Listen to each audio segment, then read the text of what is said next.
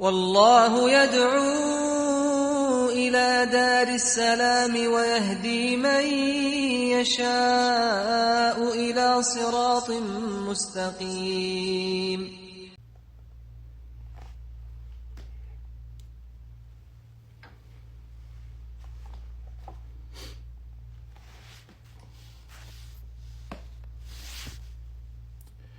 طيب إن شاء الله empezamos إخوان بارك الله فيكم.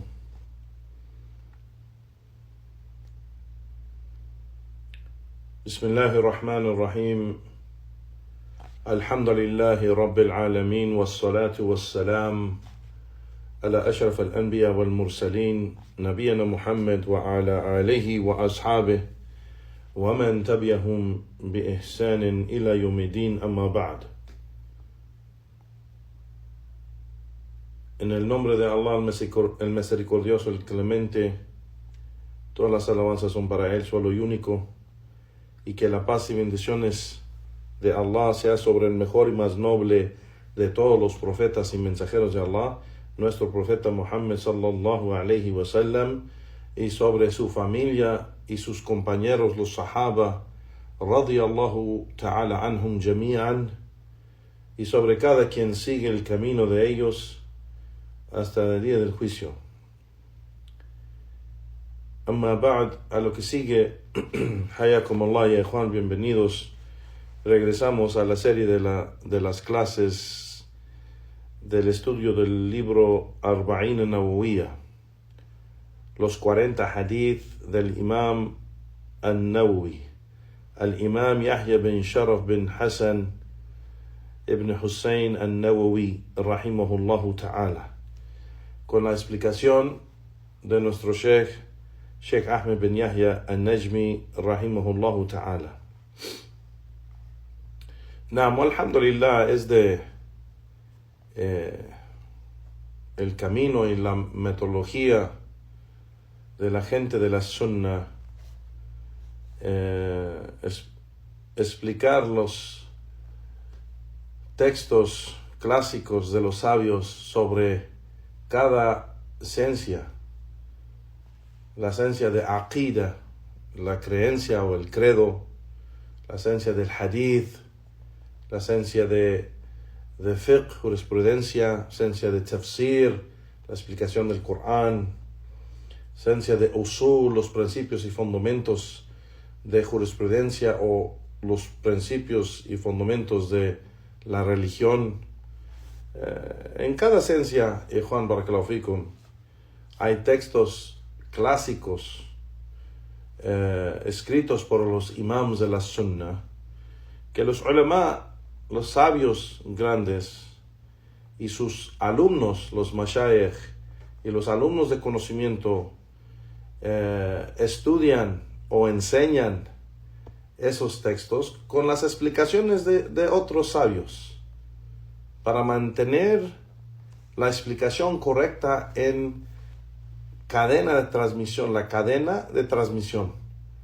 Y lo hemos mencionado en el inicio de esta serie, en la primera clase, si recuerdo bien, mencionamos que este din, el din de al-Islam, nos llegó por la cadena de transmisión. El Corán está preservado con el permiso de Allah por esa esencia, la cadena de transmisión.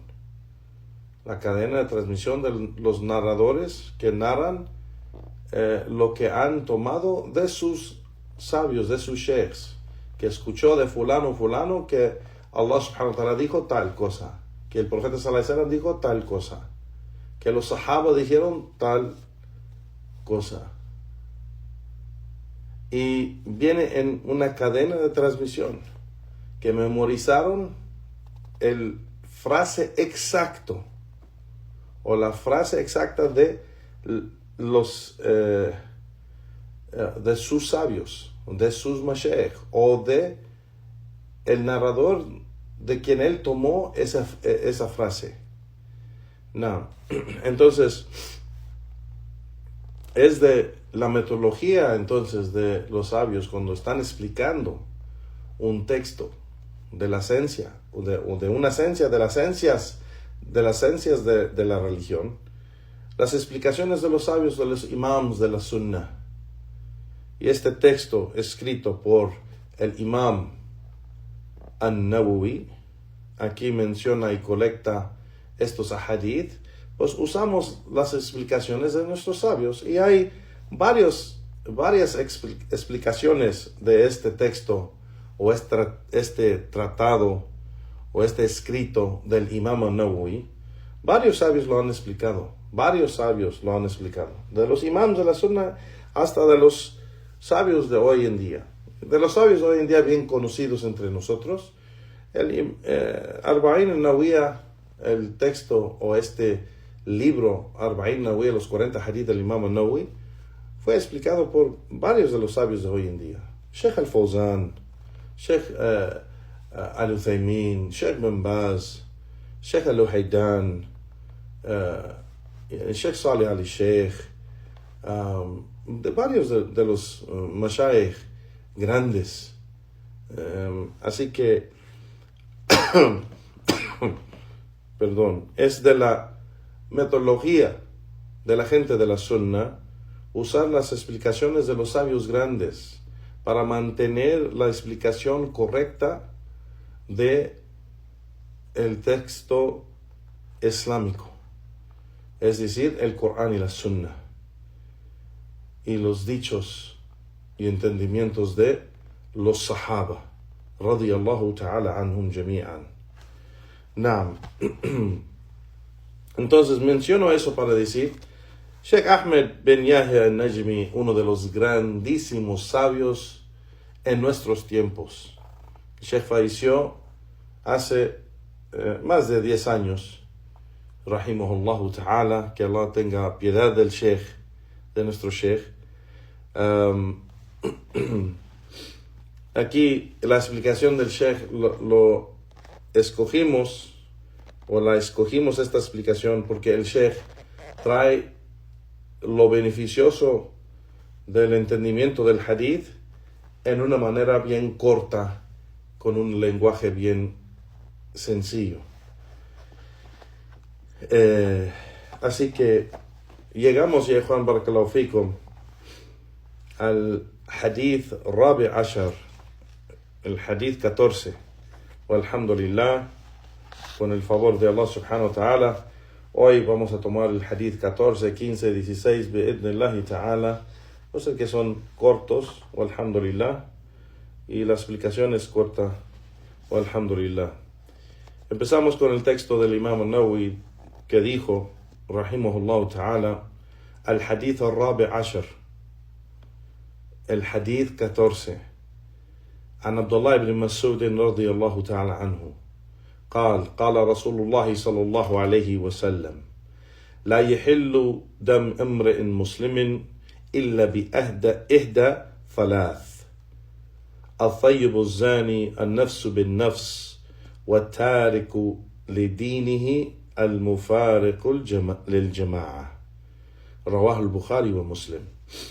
نعم, que Abdullah ibn Mas'ud radiyallahu ta'ala anhu dijo que el mensajero de Allah sallallahu alayhi wa sallam dijo, no es, o la sangre de una persona o de un hombre musulmán o persona musulmana no es lícito, o no es lícita la sangre del musulmán excepto en 3 casos. Al-Thayyib al-Zani, el fornicador o adulterio, o el fornicador al-Thayyib. El fornicador al-Thayyib es aquel que está casado o en una vez estuvo casado, aunque en este momento no está casado. Ese es el Thayyib. El Thayyib es aquel que está casado, o aunque no esté casado en este momento, en alguna vez sí estuvo casado. Ese es el Thayyib. Y también an-nafsu bin nafs. Estamos hablando de que la sangre del musulmán es ilícita, es decir, matar a un musulmán es ilícito, excepto en 3 casos. el fornicador, al-thayyib, y el nafsu bin nafs, una alma por otra alma, es decir, si alguien mata un inocente, وَتَارِكُ لِدِينِهِ الْمُفَارِقُ لِلْجَمَاعَةِ, el que abandona su religión y se aleja de al-jama'a, el grupo salvado, el grupo guiado. Naam. Y este hadith está reportado en el Sahih del Bukhari y Muslim. Naam. Sheikh Ahmed al-Najmi sigue, dice: lo que tomamos de este hadith es de que cada musulmán, su sangre y su riqueza es haram, es ilícito tomar de ello, o tomar de su riqueza o de su sangre. Es decir, no podemos hacerle daño ni matarlo. La yihillu, no podemos demarrar, o sea, su sangre, ni quitarle la vida, ni quitar nada de su riqueza. Esto es algo haram. Esto es algo haram. No. Entonces, el primer caso que se mencionó, el Sheikh dice, es la fornicación ilícita del thayyib. El thayyib es aquel que está casado o que en alguna vez estuvo casado. No. Dice, el significado de thayyib es de que la persona que tuvo relación sexual en un contrato de matrimonio. Eso se llama al-thayyib.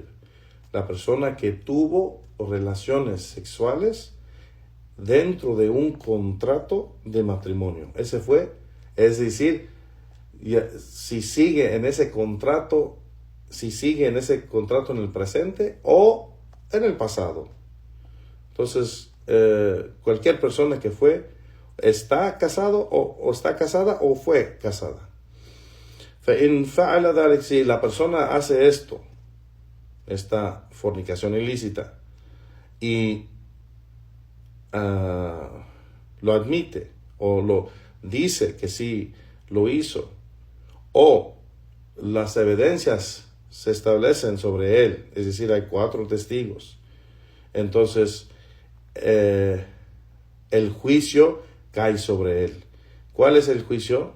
El juicio es el rimaya o el rajm. El rajm, lo que dice el Sheikh aquí, lo que se llama en árabe el rajm. El rajm es la lapidación de hasta que muere, que lo entierran hasta eso es un juicio de muerte horrible, Juan, subhanallah, es algo pesado, pero eso nos hace entender lo horrible que Allah subhanahu wa ta'ala, el misericordioso, el clemente, el compasivo, legisló este juicio sobre esta persona. Entonces, eso nos hace entender de que Allah, el más misericordioso, el compasivo, el clemente, el que perdona todo, el bueno, subhanallah, ha legislado este juicio en la legislación islámica. Esto nos hace entender el pecado horrible que es y cómo Allah odia este pecado.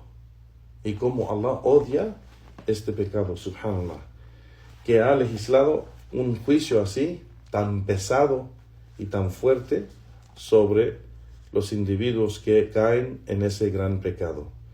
Entonces lo entierra la persona hasta la cintura.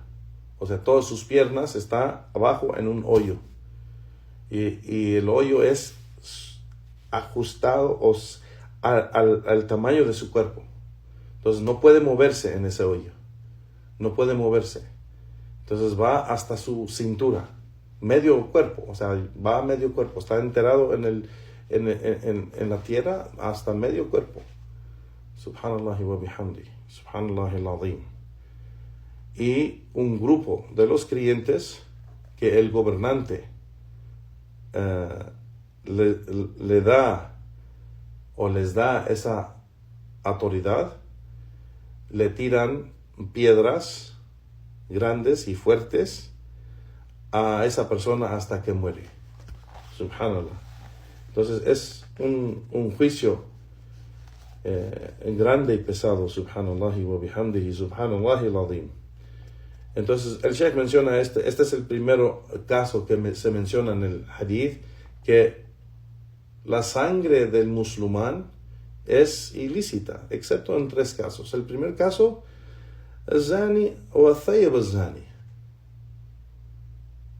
la persona que hace adulterio, persona casada o estuvo casada en un tiempo. Subhanallahi wa bihamdihi, subhanallahi al-azim. No. Y el segundo caso, dice el Sheikh, si una persona mata a un inocente o una alma inocente, entonces se aplica el juicio de la muerte sobre él. Así como Allah subhanahu wa ta'ala dice en el Corán, an-nafs bin-nafs, una alma para una alma. Y dijo Allah subhanahu wa ta'ala, وَلَكُمْ فِي الْقِصَاص حَيَاتٌ يَا أُولِي الْأَلْبَابِ. Y que por cierto, para ustedes en el qisas, en los juicios de castigo, o los juicios de castigo, hay vida, o quienes tienen sabiduría y conocimiento.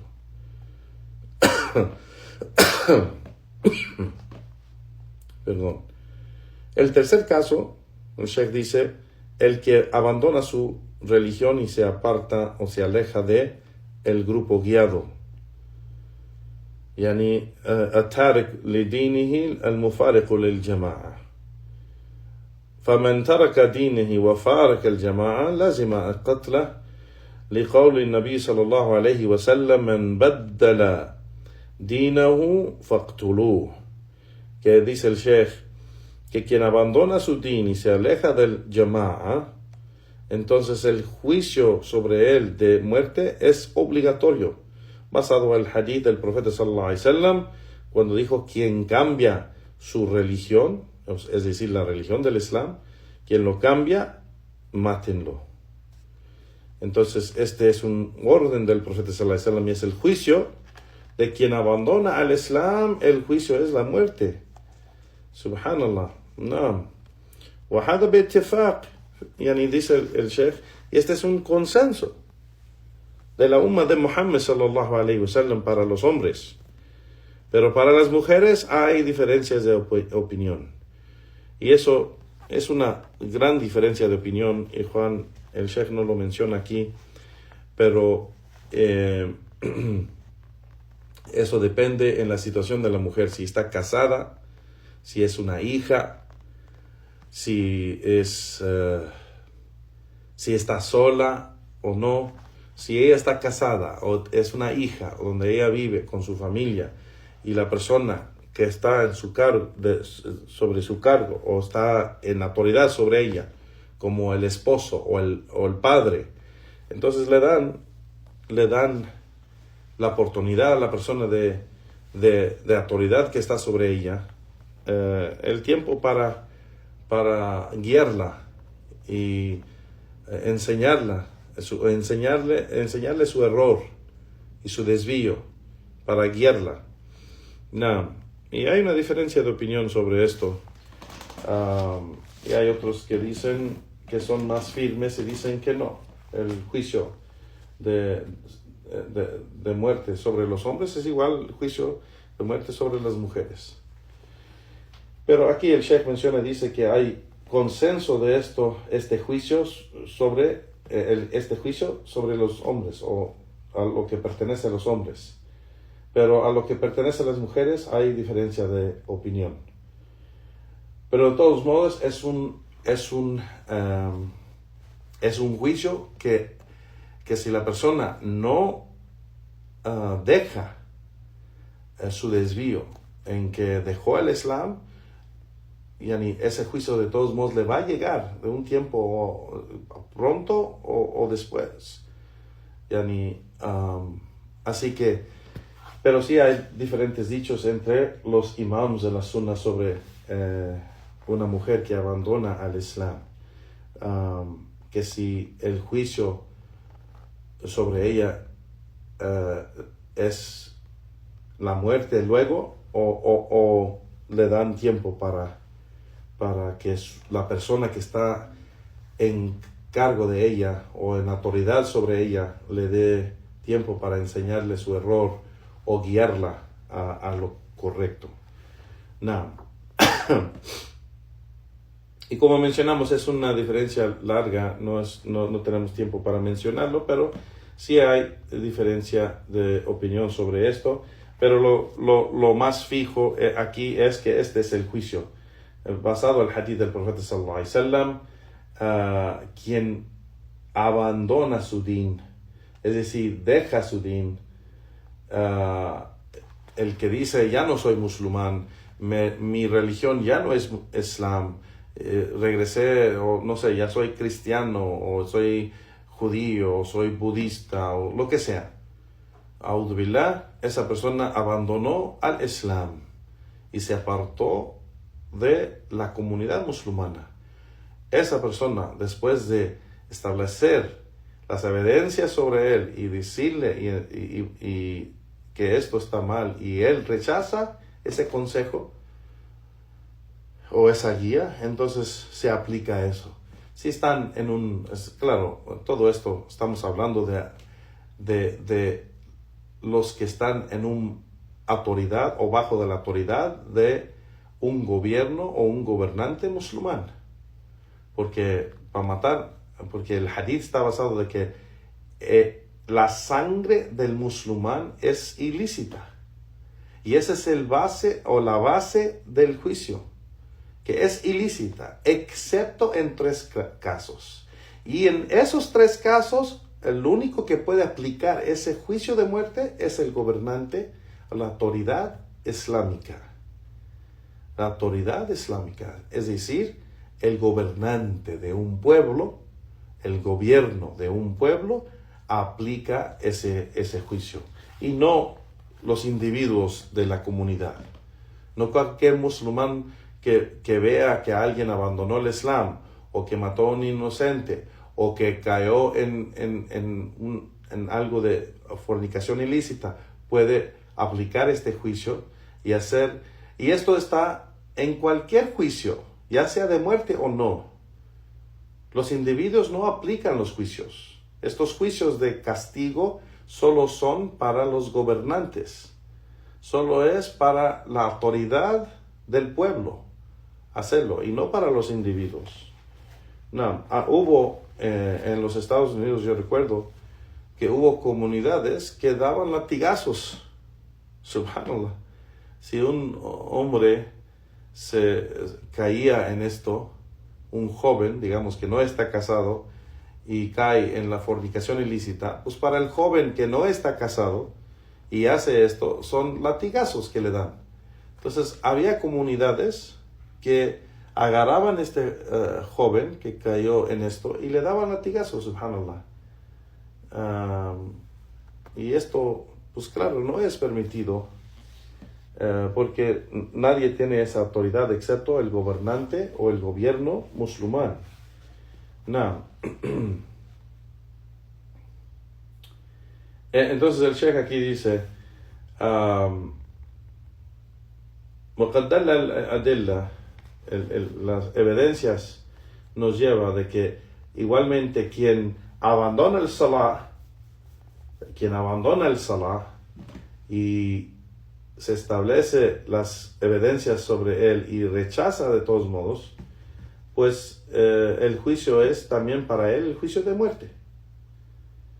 Y es un consenso, dice el Sheikh, قد اتفق الجمهور أهل العلم على أن من ترك الصلاة فإنه يستتاب, que es un consenso de la gente de conocimiento de que a aquel que abandona el salah se le pide que debe arrepentirse, y si rechaza o si se arrepiente está bien, pero si rechaza arrepentirse, entonces lo matan sobre ese juicio. فمن يرى كفره وهو مشهور عن الإمام أحمد. Algo que fue bien conocido, el juicio fue del Imam Ahmed, que quien abandona el salah y le aplican el juicio de muerte es por el kufr, porque hay el castigo de muerte es por kufr o por el castigo de la legislación.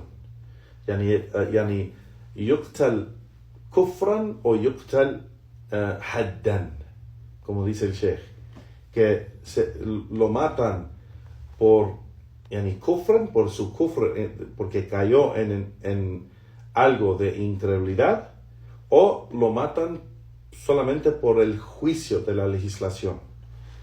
Y aquí dice el sheikh que lo que Imam Ahmed mencionaba es de que esto es por el juicio de que cayó en incredulidad. Naam, yura annahu yuqtal kufran. Naam. Y había otros imams como Imam al-Shafi'i, que no miraba que era de kufr, pero era solamente de hadd. Yuqtal haddan, que se mata por el juicio de la legislación y no por incredulidad. Pero la mayoría de los sabios mencionaban que igual como el Sheikh al-Islam Ibn Taymiyyah dice que todos los sabios están de acuerdo de que si alguien abandona el salah, que antes que le aplican el juicio, le piden que se arrepiente. Y si la persona, lo que es claro que es incredulidad, dice Sheikh al-Islam Ibn Taymiyyah, es de que si la persona rechaza arrepentirse, dice, no, yo no me voy a arrepentir, yo solamente no voy a rezar, y él rechaza arrepentirse, pues entonces se mata por su incredulidad. Eso indica incredulidad, porque no es solo un error de decir, es un error de mi parte por no hacerlo, pero sí creo que el salah es obligatorio y me arrepiento. Pero si la persona rechaza arrepentirse, entonces es por creer que no es algo obligatorio, y eso es kufr. Eso es incredulidad. Entonces si lo matan, cuando dice Sheikh al-Islam Ibn Taymiyyah, lo más fuerte es la posición del Imam Ahmed, rahimahullah ta'ala, por ser que le piden que se arrepiente y él lo rechaza. Entonces lo matan, yuqtal bi kufre, yani lo matan por su incredulidad. No, a'udhu billah. Entonces dice el sheikh,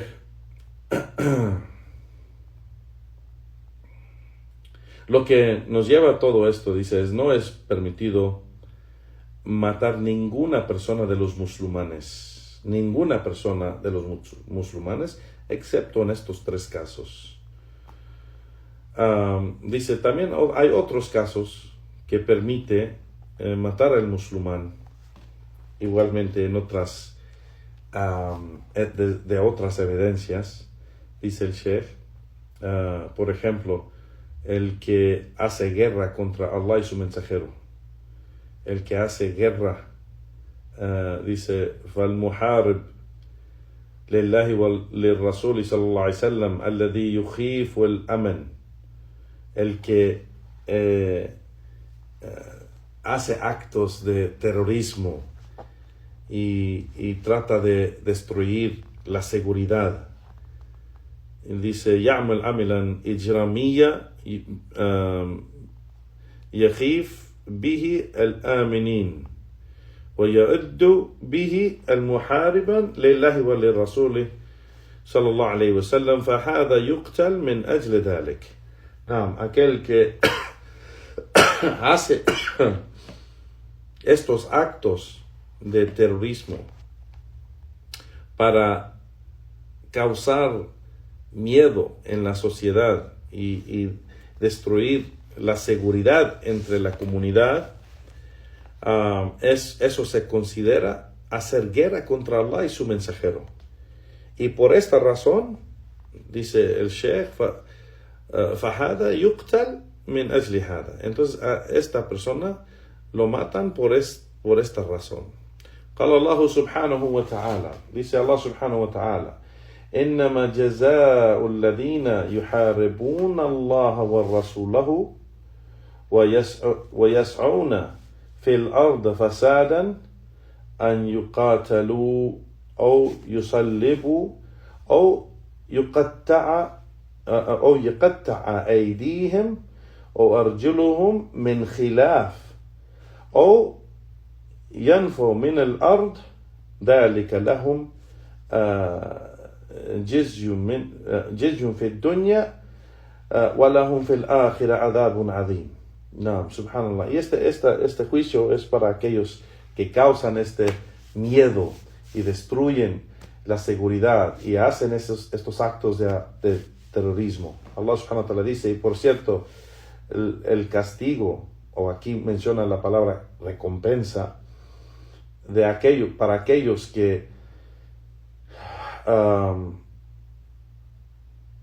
hacen guerra contra Allah y su mensajero y causan corrupción en la tierra, que los maten o que que les hagan ¿cómo dice la acción? Crucificarlos, aquellos que los agarran haciendo eso, o que les corten los miembros de su cuerpo, los pies y las manos de lados opuestos, y este es el castigo para ellos en esta vida, y en la otra vida hay otro castigo más grande. Subhanallah. Entonces, el castigo para esta gente, igual estamos hablando de la gente que causa esta corrupción, de causar miedo, de hacer actos de terrorismo, de destruir la seguridad. La gente que hace esto, pues el juicio sobre ellos en esta aya es primeramente que el juicio de muerte, que los maten, o crucificarlos, es el segundo juicio, que también eso es permitido. Estamos hablando es permitido para el gobernante, y él decide qué tan pesado es el castigo basado en qué tan pesado es el acto que hicieron. Y la tercera manera de matarlos es cortar sus miembros del cuerpo, de sus pies y sus manos o brazos de lados opuestos, y dejarlos afuera de la ciudad. Es decir, cuando les cortan los pies y las manos de lados opuestos, así como lo hizo el profeta sallallahu alaihi wasallam, igual a aquellos malvados y bandidos que estaban que mataron los clientes para robarles los camellos. Y cuando el profeta sallallahu alaihi wasallam ordenó a los sahaba que fueran a encontrarlos, los trajeron al profeta sallallahu alaihi wasallam, los agarraron, los encontraron, los agarraron y los trajeron al profeta sallallahu alaihi wasallam. Y el profeta sallallahu alaihi wasallam, después de hablar con ellos, confirmando que eran ellos y lo que hicieron, pues el juicio para ellos era, él ordenó que les cortaran los pies y los brazos de lados opuestos, y les quemaron sus ojos. Los hicieron ciegos, les quemaron sus ojos con un carbón ardiente, a'udhu billah, y los dejaron en el desierto para morir así, ciegos, no poder moverse bien, porque pues sus pies y brazos de lados opuestos es difícil para esta persona moverse, y se murió sufriendo en esa manera. Qué muerte tan horrible. Pero este es un juicio de Allah subhanahu wa ta'ala. Regresamos otra vez. ¿Quién es el más misericordioso? el compasivo, el clemente, el bueno. ¿Quién? Allah subhanahu wa ta'ala. Y Allah ordenó este juicio. Entonces, eso indica y nos hace entender el pecado tan horrible que es ese pecado. Y el pecado que Allah odia tanto que pone ese tipo de juicio sobre ello. Y eso es porque esa gente va tratando de destruir, causa caos y destruir la seguridad y opone la autoridad y causa miedo a la gente. Entonces esa gente que roba y mata inocentes en los caminos cuando están de viaje, es el juicio para ellos. Ellos son considerados a estos tiempos, con el término de este tiempo, terrorista. Es un terrorista. Igualmente esa persona que mata inocentes de actos de terrorismo, así como una bomba en un café o un hospital o un autobús o un aeroplano, algo así, un avión o algo así, pues eso es un acto de terrorismo. Y esa gente, si lo agarran, pues el gobernante tiene la opción de matarlo en estas diferentes maneras que menciona Allah subhanahu wa ta'ala en el Corán. Lo puede matar así, normal, o lo puede sacrificar, crucificar, o lo puede matar en esta manera que se mencionó ahorita, de cortarle los miembros, o sea, el pie o el brazo de lados opuestos, y dejarlo afuera de la ciudad. Entonces es un castigo que menciona aquí Allah subhanahu wa ta'ala, y el Sheikh dice, es otra cosa que permite el Islam, la legislación de Allah subhanahu wa ta'ala, matar un musulmán si cae en este tipo de pecado. Igualmente, otro asunto que permita la legislación islámica matar a un musulmán es la magia. Si la persona hace magia, estamos hablando de la magia verdadera, donde afecta el cuerpo o la salud o mente de la gente. Quien hace magia que afecta a la persona negativamente, de su salud o su cuerpo físicamente o su mente, si le afecta en una manera negativamente, este tipo de magia, que si cae una persona en eso y hay pruebas que lo hizo, pues el juicio sobre esa persona es matarlo. Y el Sheikh menciona y dice, فَمَنْ سَحَرَ وَثَبَّتْ عَلَيْهِ سِحْرٍ, quien es bien establecido que esta persona hizo la magia, o que es un mago, y hay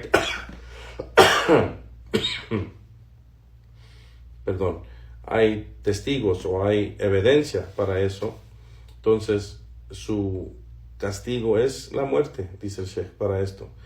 Y hay un hadith de Jundub, el hadith de Jundub, de que el profeta sallallahu alaihi wasallam dijo, haddu sahir darbuhu bisayf, que el castigo del mago o la persona que hace magia es la espada, que le peguen con la espada, es decir, matarlo. Y en otra narración, darbatun bisayf, sí, que le peguen a su cuello con la espada. Y este hadith está reportado en Sahih at-Tirmidhi, y menciona aquí el Sheikh, aunque la gente usa este hadith, pero este hadith es clasificado como mawquf. La clasificación del hadith mawquf en vez de marfu'. Marfu' quiere decir que regresa al profeta sallallahu alaihi wasallam, es algo que el profeta sallallahu alaihi wasallam dijo. Pero cuando es mawquf, es decir, que la cadena de transmisión para antes del final, es decir, para de uno de los sahaba. Y el Sheikh aquí en las notas de pie, Juan Barakallahu Fikum, menciona una discusión larga de estas cadenas de transmisiones, que de verdad es de beneficio pero trae mucho de la esencia de hadith, y puede ser que lo mencionamos lo mencionamos ahorita, lo podemos leer, pero puede ser que la gente se pierde en esto porque no conocen los términos de la esencia de hadith o la esencia de hadith.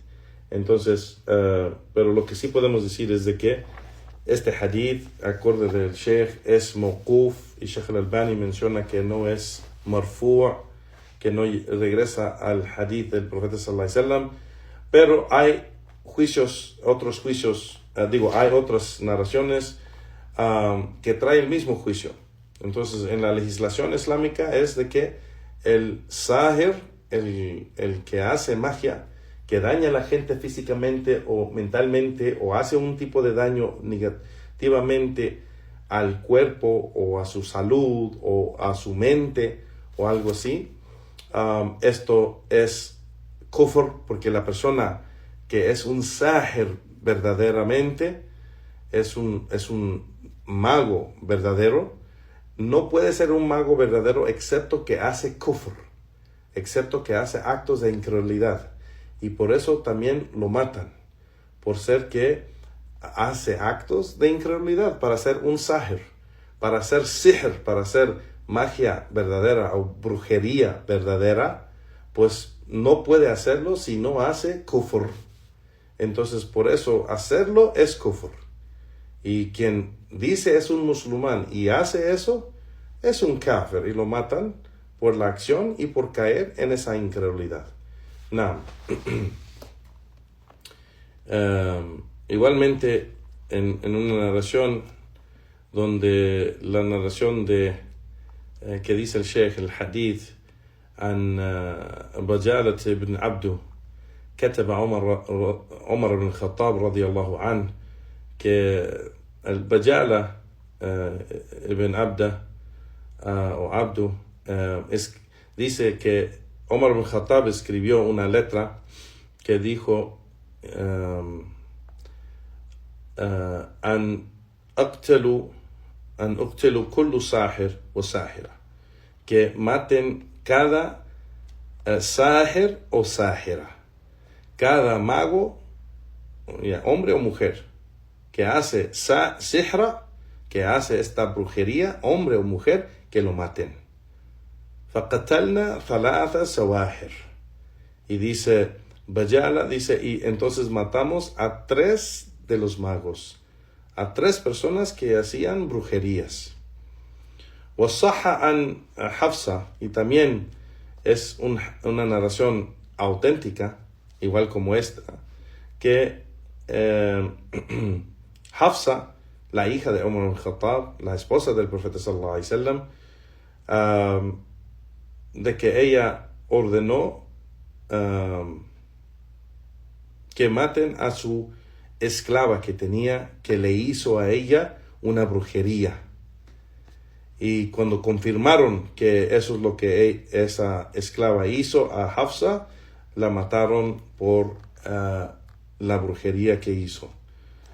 وَكَذَلِكَ صَحَّ عَنْ Jundub, igualmente la narración que mencionó o que narró Jundub, o que era la narración de Jundub, la narración de Jundub, que esta narración la narró Abu Uthman al-Nahdi, que dice que un día había una persona haciendo solamente trucos así de magia, donde se cortaba la cabeza, aparentemente ante de la gente, que se cortaba la cabeza y se la quitaba y después se la ponía otra vez, y la gente se quedaba así de asombro, así como que no podían creer lo que hizo, que se quitó la cabeza y se la puso otra vez. Y cuando miró esto Jundub, llegó, dice la narración, min hadith Urfija al-Kilabi radiyallahu anhu, que dijo: man atakum wa amarakum جميع على رجل واحد يريد أن يشق عصاكم أو يفرق جماعتكم فاقتلوه. Que si llega una persona y quiere dividirlos, y pide que sigan a solo un hombre y quiere dividir la comunidad de la autoridad, pues que lo maten. Y entonces, esta narración, el Sheikh menciona de Jundub, me fui más adelante. La narración de Jundub es donde dice que el Jundub, subhanallah, cuando vio que esta persona que estaba haciendo esos trucos de magia, de quitar su cabeza y poner su cabeza otra vez, o como morir y revivir otra vez según cómo estaba tratando de hacer que la gente miraba lo que estaba haciendo, o sea, era un truco. Claro, no estaba muriendo ni estaba reviviendo otra vez y no se estaba quitando la cabeza realmente, pero era un truco porque él estaba haciendo esta obra y esta magia con los jinn, y los jinn hacían que ellos miraban esto, los shayatín, y pues eso es un principio que el mago o el brujo o bruja que hacen magia o brujerías, ellos trabajan con los jinn, y los jinn no trabajan con nadie excepto que esa gente hace kufr akbar o shirk akbar para que ellos les ayuden. Entonces, cuando Jundub vio esto, llegó junto a esta persona y sacó su espada y le cortó su cabeza y dijo a ver si puede regresar su cabeza. Subhanallah. A ver si de verdad puede regresar su cabeza. Hay algo que la gente que narra este hadith que menciona el Sheikh en la nota de pie aquí, la gente que narra este hadith para decir que los sahaba hacían cosas de sí mismos sin pedir permiso a la autoridad, y usan hadith como este hadith, no terminan la narración, porque cuando Jundub hizo eso, lo arrestaron. Era en el tiempo de Omar ibn Khattab, lo arrestó por matar este mago, y lo castigaron por lo que hizo, no porque el brujo o el mago no merecía eso, pero porque sí, eso era el juicio para esa persona, de matarlo, pero no era para que él lo hiciera, no era para él no tenía la autoridad de hacerlo. Entonces sí lo arrestaron a Jundub, y sí lo detenieron, y sí lo castigaron por lo que él hizo. Y eso es un beneficio y un punto importante aclarar, que los individuos no deben de tomar eso en sus manos, de la autoridad del pueblo, la autoridad, del gobierno. La autoridad del gobierno, el gobernante y las autoridades que él pone para hacer ese castigo o poner ese castigo, son los únicos que pueden hacerlo. Los individuos de la comunidad no pueden hacerlo. Y eso es algo que es importante aclarar. Y el Sheikh menciona la última narración aquí que mencioné, porque me adelanté. Aquí dice el Sheikh el último caso de los casos que también se puede matar un musulmán. Dice el Sheikh, es el musulmán que opone la autoridad. Dice el Sheikh, وَمَنْ خَرَجَ عَنْ سُلْطَانٍ وَأَمَرَ بِالْمُسْتَقِيمِ لَهُ, yani el que sale contra el gobernante, opone el gobernante con armas Es decir, pelea contra el gobernante, pelea contra el pueblo. Entonces, quien hace esto, dice el Sheikh, فإنه dice el Sheikh فإنه واجب قتله, es una obligación matarlo. في صحيح المسلم, aquí dice el Sheikh en el Sahih de Muslim, el hadith de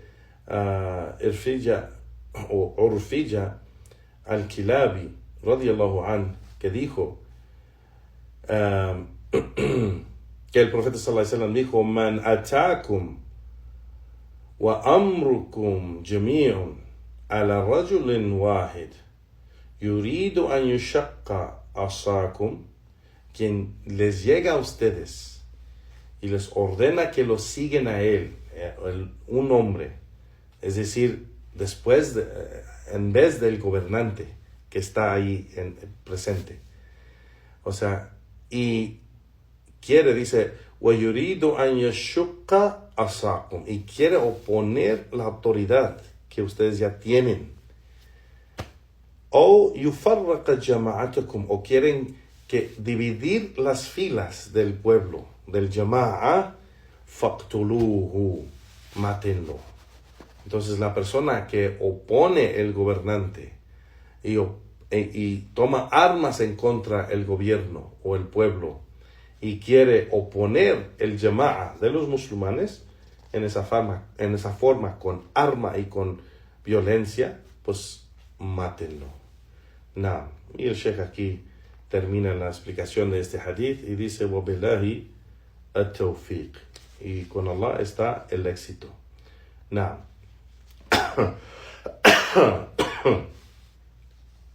Seguimos con el hadith de Imam al-Nawawi. Dice al hadith al-Khamis al-Ashar, el hadith 15, y dice: an Abi Huraira radiyallahu ta'ala anhu anna Rasulullah sallallahu alayhi wa sallam قال من كان يؤمن بالله واليوم الآخر فليقل خيرا أو ليصمت ومن كان يؤمن بالله واليوم الآخر فليكرم جاره ومن كان يؤمن بالله واليوم الآخر فليكرم ضيفه. رواه البخاري ومسلم. Que Abu Huraira radiyallahu ta'ala anhu narró y dijo que el mensajero de Allah sallallahu alayhi wa sallam dijo: quien cree en Allah y en el último día, que diga o que hable con el bien o que se quede callado, que se quede en silencio. Y quien cree en Allah en el último día, que honre su vecino. Y quien cree en Allah en el último día, que honre su visitante, el que llega a visitarlo. Y este hadith está reportado en Sahih al-Bukhari y Muslim. Aquí en este hadith, Juan barakallahu fikum, menciona aquí el Sheikh, dice que esta da'wa es de los musulmanes. في هذا الدعوة للمسلمين بوصف الإيمان, يعني que esto es para los musulmanes. Este hadith es para los musulmanes porque aquí en los tres asuntos el profeta sallallahu alaihi wasallam dijo: man kana yu'minu billahi wal yawmil akhir, quien cree en Allah y el último día. Entonces esto es para los creyentes, los musulmanes. Y dice: quien cree en Allah y en el último día, pues que hable bien o que se quede callado. Entonces hizo dos cosas aquí, dijo el Sheikh. Hay dos cosas aquí: que hable bien, dice el Sheikh, imma an yaqulu khayran fayanfa an nafsu wa yanfa ghayra. Cuando habla bien, se beneficia a él mismo y beneficia a los demás. Wa imma an yasmut, y si se queda callado, pues también él relaja su alma, o él se relaja él mismo de caer en hablar algo del mal, dice el Sheikh, hablar algo malo, dice, o caer en pecado, min al-ithm, al-qawl, al-batil, yani de caer en un pecado o un dicho falso, no. Y lo que se toma de este hadith aquí, dice el Sheikh, es de que, dice el Sheikh, أن القول قد يكون سهل على الإنسان فليلقى بكلمة. Yani el dicho es fácil en veces que la persona diga algo fácilmente. إما أن تكون غنيمة له وإما أن تكون وبالا له عليه. Yani lo que la persona dice es algo que puede ser para él un tesoro que recibe mucha recompensa, o puede ser una calamidad para él, porque dice algo que va a recibir mucho pecado. Cuando habla con la falsidad, por ejemplo, o cuando habla con la mentira, o con calumnias, o algo así. وَلِهَذَا, dice el Sheikh, فَلِيَقُولْ خَيْرًا أَوْ لِيَصْمُتْ. Y por eso el profeta sallallahu alaihi wasallam dijo que hables bien o que te quedes callado, o que digas algo bien o que te quedes callado. فَإِنَّهُ إِذَا لَمْ يَقُولْ خَيْرًا فَخَيْرٌ لَهُ أَنْ يَصْمُتْ. Entonces, si no habla con el bien, pues es mejor para él que se quede callado. Perdón. Y sigue el Sheikh y dice, el profeta sallallahu alaihi wasallam dijo, y quien cree en Allah en el último día, que honre su vecino. Dice el Sheikh, honrar al vecino es algo que es un orden en la legislación islámica. Y dice el Sheikh, es algo ma'ruf, algo conocido, y es un acto bueno que los creyentes hacen, y que el Islam le da muchísima atención. Yani que lo trates bien al vecino, que lo honres, y que no le hagas nada que lo molesta o ningún daño a él.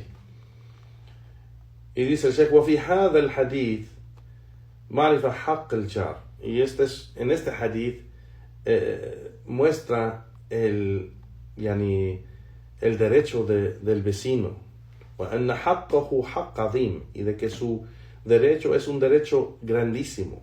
ولهذا جاء في الحديث ما زال جبريل يوصيني بالجار حتى ظننت أنه سيورثه. No.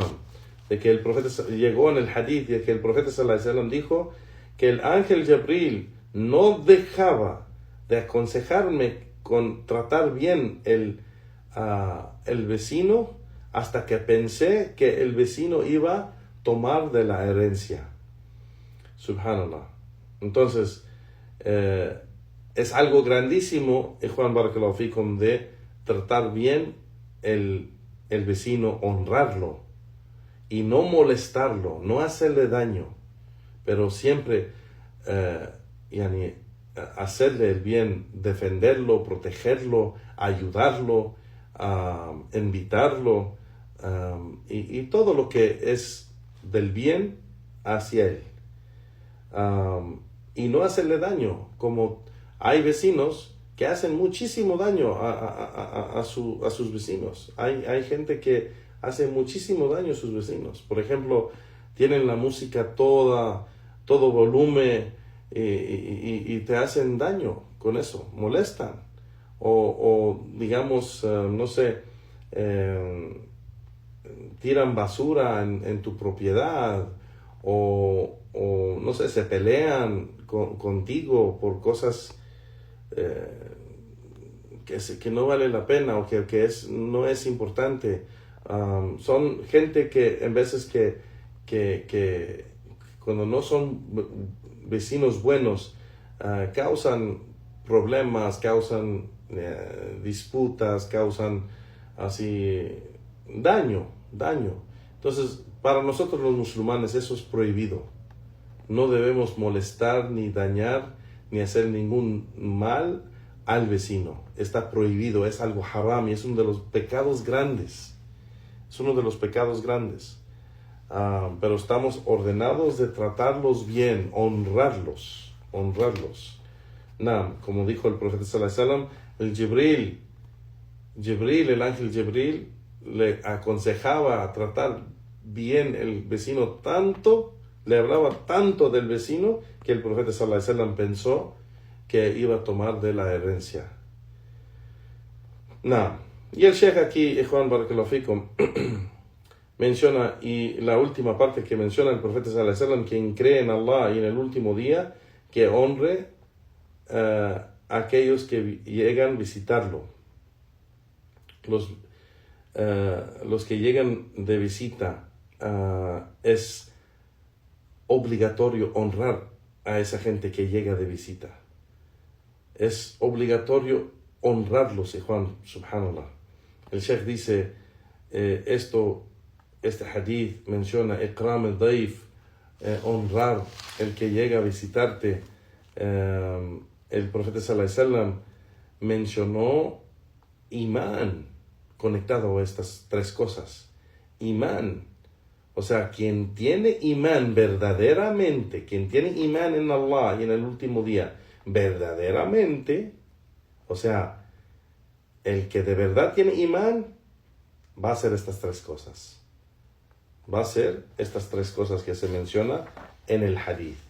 Quien tiene imán en Allah en el último día va a hablar bien o se va a quedar callado. Quien tiene imán en Allah en el último día va a honrar su vecino. No le va a causar daño ni molestarlo. Quien tiene imán en Allah en el último día va a honrar a aquel que viene a visitarlo. A él lo va a honrar. Entonces el Sheikh menciona, el profeta sallallahu alaihi wasallam lo conecta a estos actos a imán. El Sheikh menciona, dice, man taraka khayran illa والنبي صلى الله عليه وسلم ما ترك خيرا إلا دلنا عليه ولا شرا إلا حذرنا منه فإكرام الجار وإكرام الضيف من خصال معروف التي دلنا عليها نبينا المصطفى صلى الله عليه وسلم. Que dice el Sheikh que el profeta sallallahu alaihi wasallam, no hay nada que él dejó del bien excepto que nos guió a ello, y no ningún mal excepto que nos advirtió de ello. Entonces, honrar el vecino y honrar a aquel que viene de visita, pues es de los actos buenos, los cuales el profeta sallallahu alaihi wasallam, aquí le dice al-Mustafa, que es uno de los nombres del profeta sallallahu alaihi wasallam. Al-Mustafa nos guió a cumplir con estos actos. Al-Mustafa, y Juan Barakallahu Fikum, significa el elegido, quien Allah escogió, es el Mustafa. Entonces el profeta sallallahu alaihi wasallam es al-Mustafa. Y el profeta sallallahu alaihi wasallam guió a su umma a estos actos, estos tres actos, y mencionó que estos tres actos está conectado al imán.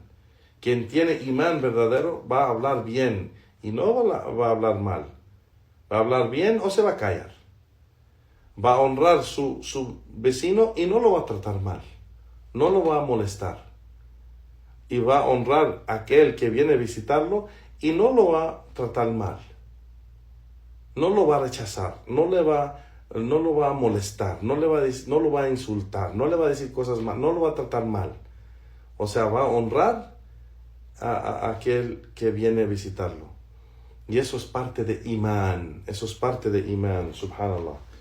Así que este hadith, menciona el Sheikh, nos muestra de que los actos de carácter, o esas cosas que están conectadas al carácter, o los actos que están conectados al comportamiento bueno, es parte de imán. Es parte de imán, y eso es porque Allah subhanahu wa ta'ala ama esto. Esto es porque Allah subhanahu wa ta'ala ama esto. Now,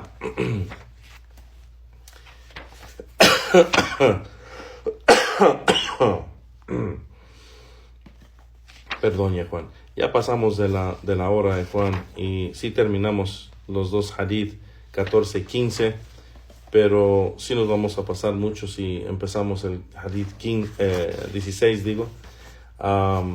Así que lo vamos a dejar para la próxima clase y aquí vamos a parar para hoy. Juan, barakallahu fikum.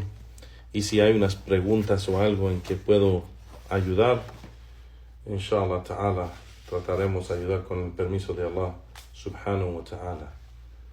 Na'am, wa sallallahu wa sallam ala nabiyyina Muhammad wa ala alihi wa ashabi ajma'in. Preguntas de Juan, barakallahu fikum.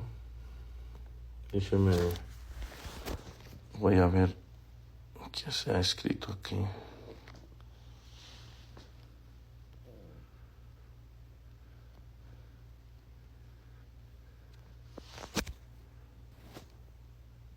Una pregunta, ¿uno cómo puede diferenciar o saber que una persona hace magia? ¿Cómo lo identificamos? Pues la persona que hace brujerías y cosas así, que normalmente cuando lo hacen es para causar daño. Digamos, esa brujería de dividir parejas o personas o amigos o familia o parientes o lo que sea. Sí, ese es un tipo de magia. Igualmente, la magia que se hace que daña la salud de la persona o la mente de la persona, eso es magia. La gente común no sabe de verdad si es magia o si es una enfermedad de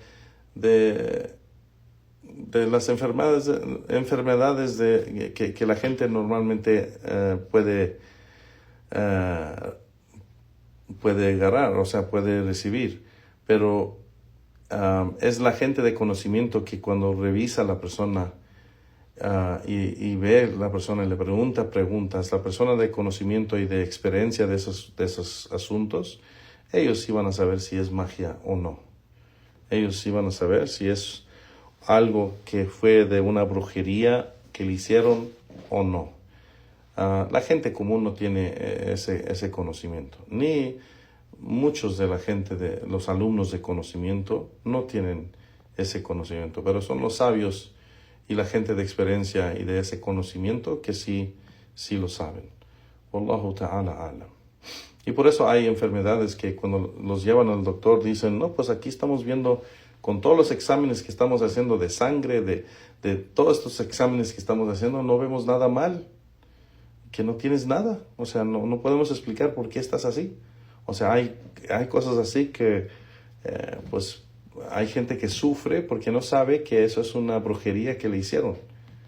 Y como hoy en día ahora la gente ya no está creyendo en esas cosas, pues ni siquiera investigan eso. Pero los musulmanes sabemos que así hay. Si creemos en el mal del ojo, que le dieron el ojo o algo así, el ojo malo, o que hicieron una brujería, o que esas cosas pues se curan con ruqya shar'iyya. Ruqya shar'iyya es ese dhikr, cosas que se recita del Corán y de los adhkar, que se recita sobre la persona para tratar de curarlo. Y eso solo la persona de experiencia y de conocimiento sobre esto lo puede hacer, no cualquier persona. No. Wallahu a'lam. ¿Es permitido invitar a nuestra casa a alguien que no es musulmán? Sí es permitido. Sí es permitido, si es con la intención de hacer un bien y de hacer dawa a esa persona, como un vecino, como siempre y cuando esa persona es una persona decente. No aconsejo a los hermanos que dejen entrar a sus casas gentes que son inmorales, gentes que son, no sé, gente que es malvada, porque no quieres invitar a tu casa a alguien que no estás seguro que va a hacer algo malo en tu casa. Así que, pero si la persona se ve más o menos decente y es un vecino o es un compañero de trabajo, o por ejemplo, para las mujeres, compañera de trabajo o algo así, pues no hay mal en invitarlos a la casa si es con la intención de hacer un bien para ellos y que vean la belleza del Islam en el carácter y comportamiento, en la manera que vive los musulmanes en su casa, y darles dawa y hablarles del Islam. La relación con el no musulmán no tenemos nosotros, excepto de dawa. Y eso es algo que los hermanos y hermanas deben entender. Hay muchos hermanos que he conocido que todavía tienen amistades que son kufar, que son incrédulos. No es para nosotros tener amigos que son incrédulos o amigas que son incrédulas, digo. Las hermanas no deben tener amigas con quien andan y salen y visitan y las visitan a ellas que son incrédulas. La familia es otra cosa, porque no podemos romper los lazos de la familia. Pero amigas que son incrédulas, no podemos tener ninguna relación con un incrédulo, excepto que es con el propósito de hacer dawa a ellos. Hacer dawa. Y mucha gente dice, no, sí, pues es para dawa, pero nunca hablan de dawa, nunca hablan del Islam, nunca hablan de esas cosas. No, es que yo respeto la religión de ellos y pues si empiezo a hablar del Islam puede ser que se molestan. Entonces, si no puedes hablar en el Islam con ellos, entonces no puedes tener ninguna relación con ellos. La relación entre nosotros y los incrédulos es algo de da'wah. Es algo de da'wah. Que vamos siempre a hablar de nuestra religión, siempre vamos a tratar de guiar los incrédulos a nuestra religión. Igual eso debe de ser con nuestra familia. Pero con nuestra familia es un poco diferente porque no podemos romper esos lazos de la familia. Pero con la gente que no es familia, no hay relaciones con ellos si no es una relación de da'wah. No, pero sí es permitido invitar una persona, un vecino, un compañero a la casa. Por ejemplo, si yo en México mi vecino lo veo y luego está trabajando, pásele para tomar una limonada o algo, véngase para acá. Y lo invito a la casa para tomar una limonada y hablar con él del Islam, tratar de guiarlo, porque él ya sabe que yo soy musulmán, porque nosotros no nos escondemos, es otra cosa. No sé por qué los musulmanes en Latinoamérica se esconden, no hablan de su religión, se esconden, ni siquiera quieren verse como son musulmanes, no tienen ninguna imagen del Islam. La gente debe de verlo luego, ya sea hombre o mujer, que es musulmán. Tiene barba, tiene su gorra kufi, o tiene thob, o tiene algo que muestra que no es como cualquier persona aquí en la calle. Es diferente. Tiene barba, recorta su bigote, sus prendas están arriba de sus tobillos. Aunque use pantalón y camisa no hay problema, pero sus prendas están arriba de sus tobillos. Tiene barba, no se afeita la barba, recorta su bigote, usa en veces gorra así que se llama kufi, o sea, tiene una apariencia de musulmán, Así que nuestros vecinos ya saben que somos musulmanes. Y si los invitamos y empiezo a hablar de mi religión, no es algo extraño para ellos. Porque saben que soy musulmán, saben que yo soy un hombre de esa religión. Así que invitar a un vecino o un compañero de trabajo, no hay ningún mal si es que ese es el propósito para invitarlos, es de da'wah. No.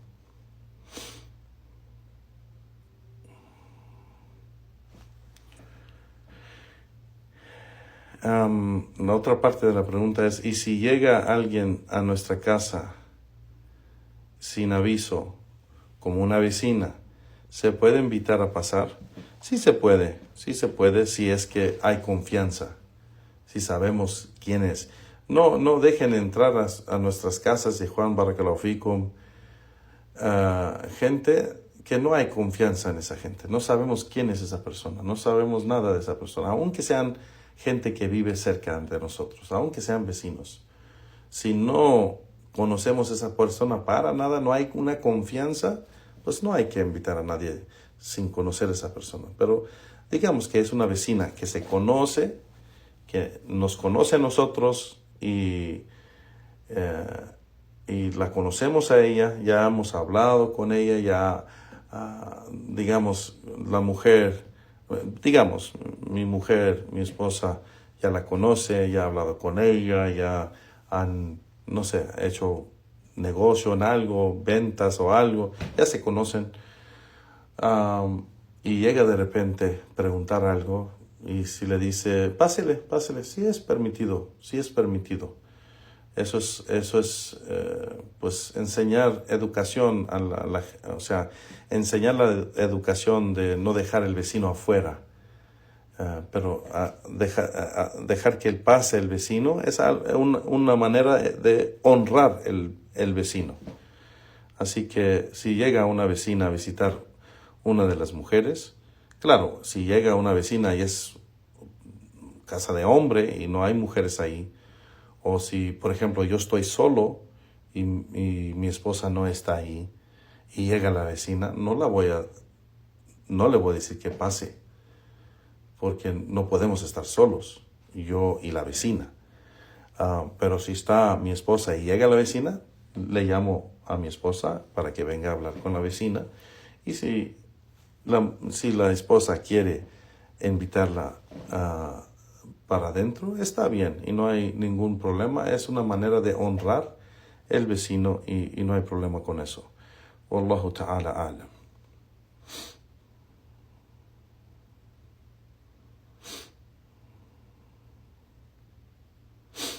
La mujer debe pedir permiso para invitar a alguna amiga, aunque sea musulmana, sí. La mujer debe pedir permiso a su esposo.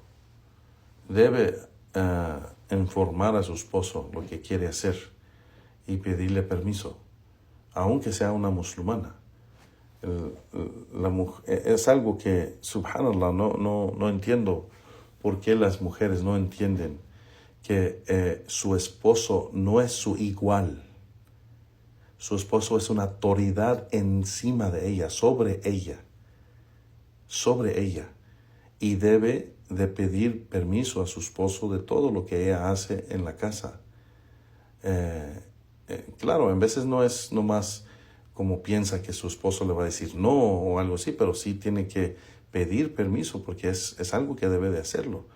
Debe de hacer, aunque sabe que su esposo la va a dejar a hacer eso, de todos modos debe de mostrar ese derecho que su esposo tiene sobre ella, de que debe pedir permiso para eso.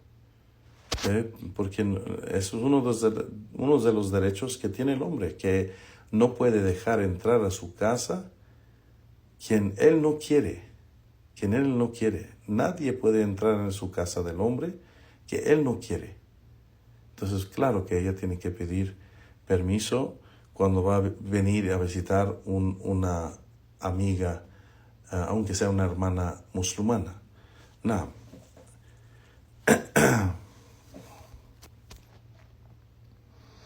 Wallahu ta'ala a'lam. A ver en los otros lugares si hay preguntas.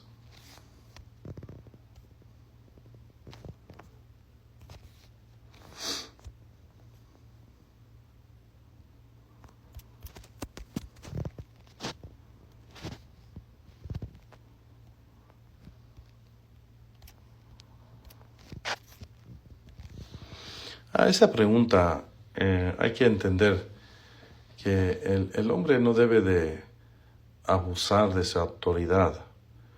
El hombre debe ser bueno con su esposa. El hombre debe de honrar a su esposa. Debe ser bueno con su esposa. Debe ser todo lo posible en dicho, en acción, en todo. de tratar bien su esposa, de enamorar su esposa, de hacer su esposa feliz, de que su esposa lo admire a él, que lo respeta por lo bueno que es él, que lo respeta por la manera que la cuida y la mantiene y la trata y la ama y la mantiene feliz. O sea, el hombre debe de hacer ese esfuerzo. Hay hombres que salen de sus casas y tratan bien a los hermanos y hablan bien con sus hermanos y respetan sus hermanos y hasta les compran o invitan a sus hermanos a tomar un café o comer algo. Pero no tratan, cuando llegan a la casa, maltratan a sus esposas. Hablan fuerte con sus esposas, se enojan fácil con sus esposas, insultan a sus esposas, subhanallah, en veces hasta golpean a sus esposas en veces, a'udhu billah. Y eso no es del Islam, no es de la Sunna, no es de la Sunna. No es de la Sunna del profeta sallallahu alaihi wasallam tratar a la mujer así. La mujer, la esposa, la hija, la hermana, la madre, todas ellas tienen derechos grandísimos sobre nosotros. Y de los derechos más grandes es protegerlas, cuidarlas, hacerlas sentir seguras, hacerlas sentir amadas, valoradas, hacerlas sentir feliz, ya sea del padre, las hijas al padre, o las hermanas con sus hermanos, o las esposas con sus esposos. El musulmán cuida a sus mujeres.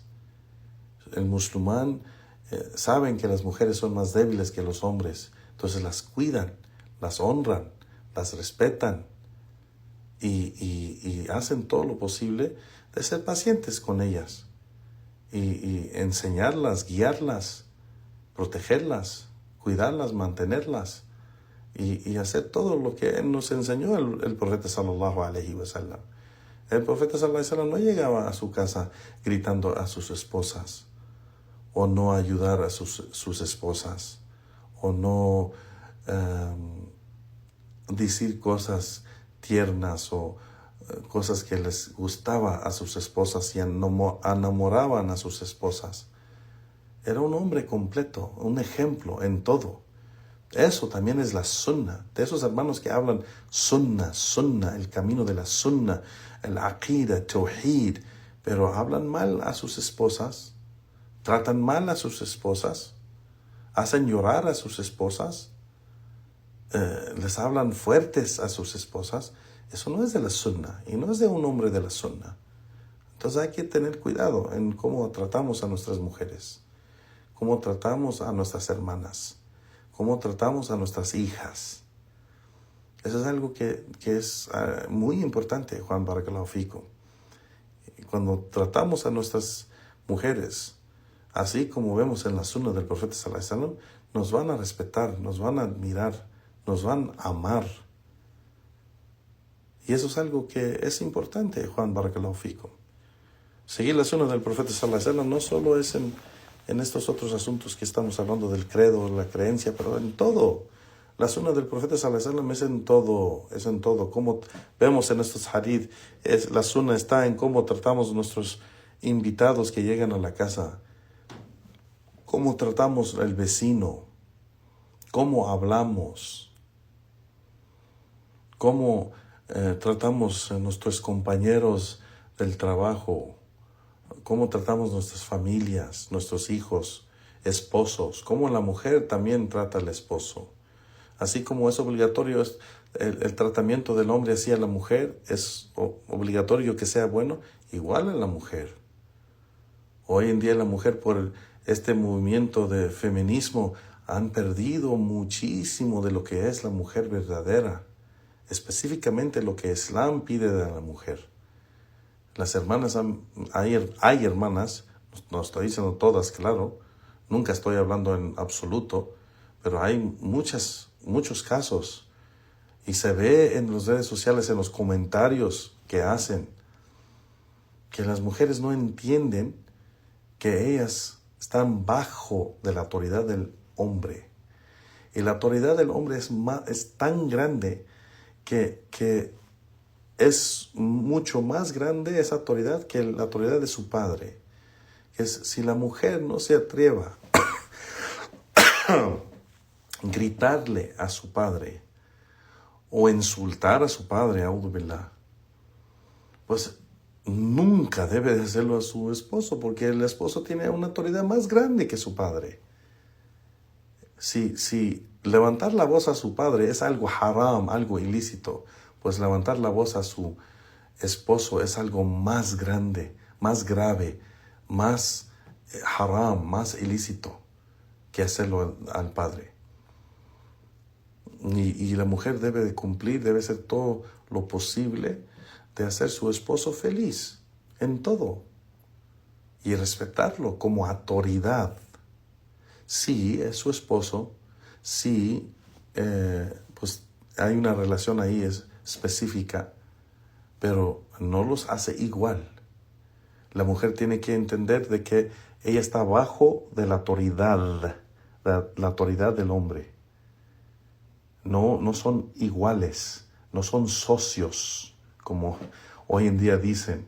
Somos iguales pero diferentes. No son iguales. No son iguales. El hombre, Allah subhanahu wa ta'ala lo dice en el Corán. Yani, la que Allah subhanahu wa ta'ala dice que la mujer, que el hombre fue creado de un nivel arriba de la mujer. Él tiene un nivel arriba de la mujer, de autoridad. Esa es autoridad que él tiene sobre ella. Esa autoridad es tan grande, tan poderosa, tan intensa, esa autoridad encima de la mujer, que el profeta sallallahu alaihi wasallam dijo que si hubiera sido algo lícito de postrarse ante alguien en vez de Allah, hubiera ordenado a la mujer postrarse ante su esposo. Eso es tan grande que es la autoridad del hombre. Aquí este hadith muestra que esa autoridad es tan grande que tiene el hombre sobre la mujer que llega cerca a adoración.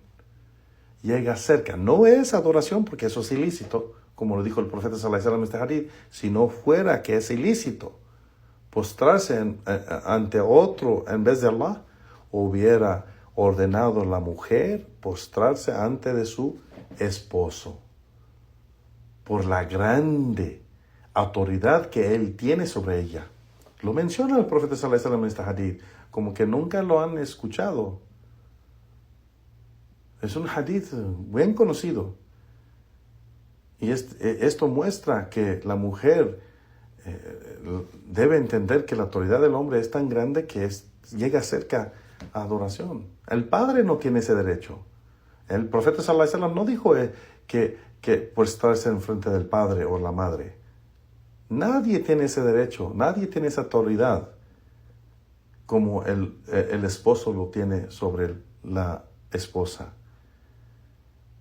Así que la mujer también tiene que tratar bien a su esposo, hacerlo feliz, hacerlo sentir valorado, ayudarle, apoyarlo en todo lo que puede.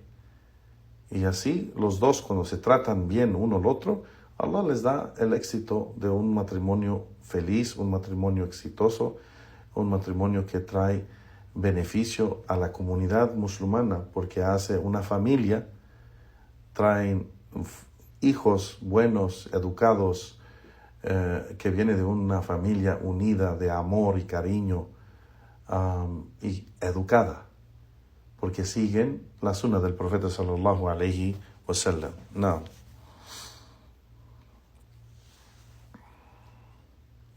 Cuando somos invitados a una casa, por ejemplo, debemos tener en cuenta cuánto tiempo tenemos que permanecer ahí. Sí, deben de tener en cuenta eso, porque puede ser que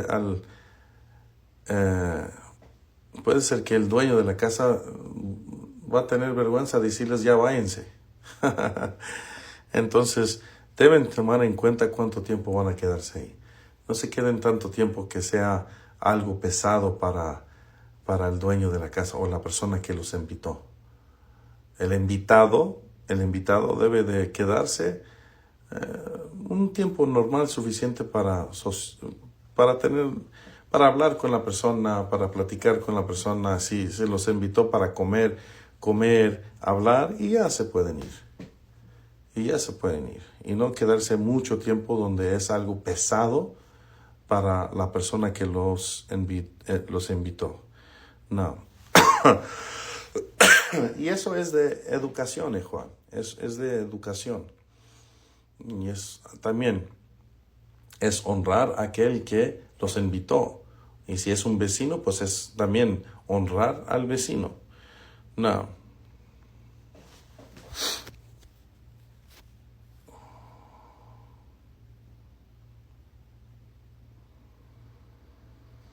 Hay otras preguntas de Juan Barakallahu Fikum.